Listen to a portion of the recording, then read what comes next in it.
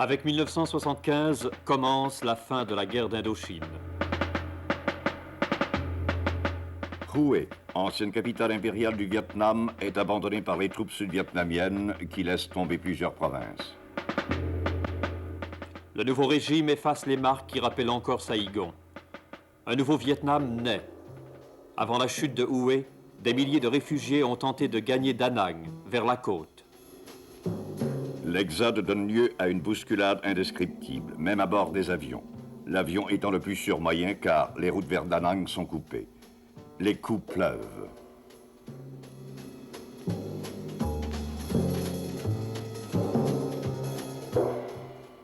Une population désespérée se masse sur la piste encombrée.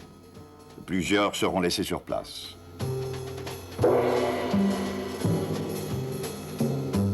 Des milliers de blessés sont transportés dans un chaos d'enfer.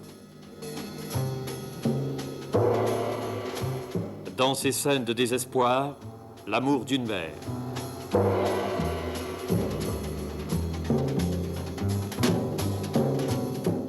La mort, partout, la mort.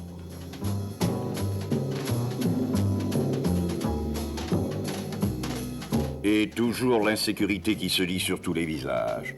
Le désespoir des troupes qui n'ont plus d'issue. Le tiers de la population de Hue aurait fui vers Da Nang, vers un peu de paix.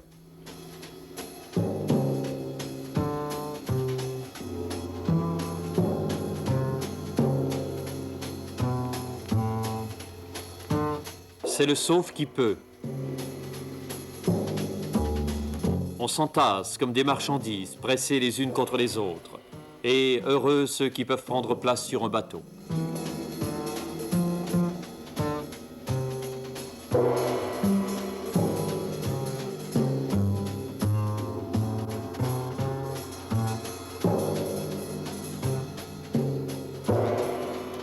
Parmi les réfugiés, des jeunes, des orphelins de guerre, que des foyers d'adoption attendent déjà aux États-Unis et au Canada.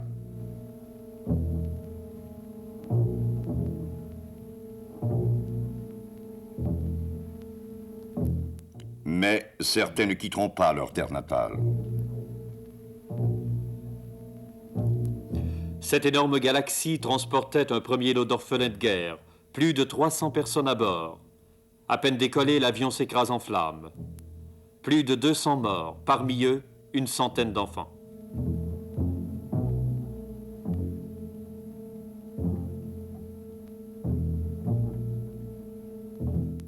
Le président Ford fait oublier le tragique accident de Saïgon. En 10 jours, 1400 enfants sont ainsi évacués.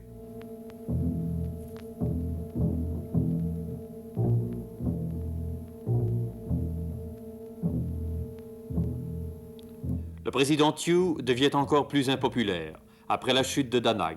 Malgré la déroute, Thieu s'obstine, puis cède le pouvoir. En moins de 10 jours, ce sera la fuite éperdue des élites des milieux aisés. La société de Saïgon s'effondre. On part. Le moindre véhicule est pris d'assaut. Et la panique s'empare de tous. Les militaires sans commandement désertent. Les civils suivent. Même le matériel militaire est abandonné.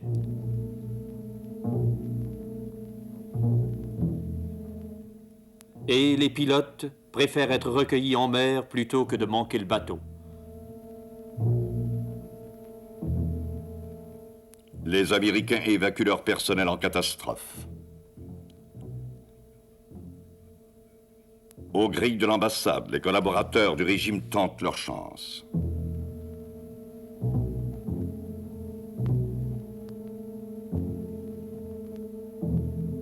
Les derniers Américains partent le 30 avril, quelques heures avant la chute de Saïgon.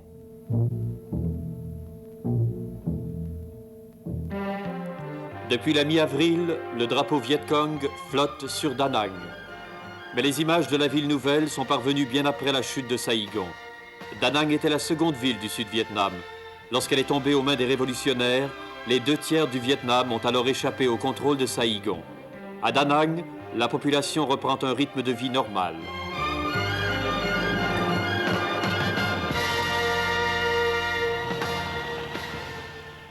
30 avril, les premiers tanks enfoncent les lignes de défense gouvernementales.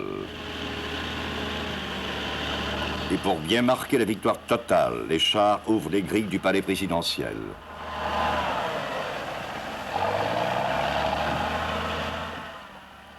Le drapeau du GRP est déployé à la présidence et devient un symbole, la fin de 30 ans de guerre.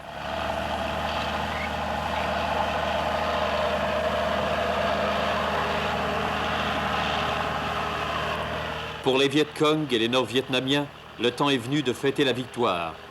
Les troupes révolutionnaires retrouvent les plaisirs de la guerre, les tirs d'honneur, les défilés. Saïgon s'appelle aussi Ho Chi Minh. On parle bientôt de réunifier les Vietnam.